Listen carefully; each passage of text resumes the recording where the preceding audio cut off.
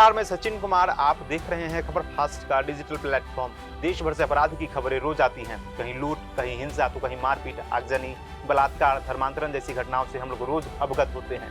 लेकिन कभी आपने सोचा है डिजिटल रेप?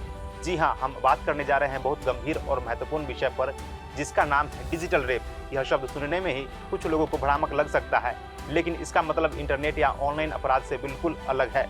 आइए हम आपको बताते हैं डिजिटल रेप होता क्या है और भारतीय कानून में इसके लिए क्या सजा का प्रावधान है। डिजिटल रेप का मतलब है किसी व्यक्ति की सहमति के बिना उसके निजी अंगों में उंगलियों, अंगूठे या पैर की उंगलियों जैसे शरीर के अंगों का उपयोग करके यौन उत्पीड़न करना। यह अपराध 2012 की निर्भया कांड के बाद भारतीय कानून में शामिल किया गया, जब बलात्कार की परिभाषा को और व्यापक किया गया।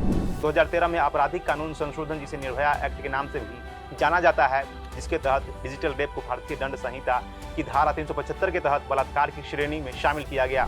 इसका मतलब यह है कि अब यह अपराध केवल शारीरिक संभोग तक सीमित नहीं है। अगर कोई व्यक्ति बिना सहमति के किसी के निजी अंगों में उंगलियों या किसी वस्तु का उपयोग करता है तो इसे डिजिटल रेप माना जाता है। अब बात करते हैं सजा की। डिजिटल रेप को भारतीय कानून में बहुत गंभीर अपराध माना गया है। अगर पीड़िता नाबालिग है तो इस मामले में पॉक्सो एक्ट यानी protection of children from sexual offences act भी लागू होता है। आईपीसी की धारा 375 के तहत डिजिटल रेप के दोषी को कम से कम 7 साल की सजा हो सकती है, जो कि कुछ मामलों में आजीवन कारावास तक का भी प्रावधान है। अगर मामला नाबालिग से जुड़ा है तो पॉक्सो एक्ट की धारा 5 और 6 के तहत सजा को और सख्त किया जा सकता है, जिसमें न्यूनतम 10 साल तक की सजा हो सकती है और आजीवन कारावास तक की भी सजा हो सकती है।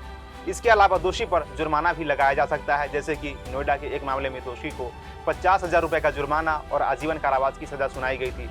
ज्यादातर डिजिटल रेप के मामले छोटे बच्चियों के साथ होते हैं, जिसके कारण यह और भी गंभीर हो जाता है। ऐसे में बच्चों के व्यवहार पर नजर रखना और उनकी बातों को गंभीरता से लेना बहुत जरूरी है। अगर बच्चा किसी असामान्य व्यवहार या बैड टच की शिकायत करता है तो तुरंत नजदीकी थाने या महिला हेल्पलाइन जैसे 1090 पर शिकायत दर्ज कर सकते हैं। डिजिटल रेप एक अपराध है जो न केवल शारीरिक बल्कि मानसिक और भावनात्मक रूप से भी गहरी चोट पहुंचाता है। समाज के रूप में हमारी जिम्मेदारी है कि हम जागरूक रहें, बच्चों और महिलाओं को सुरक्षा सुनिश्चित करें और कानून का सहारा लें।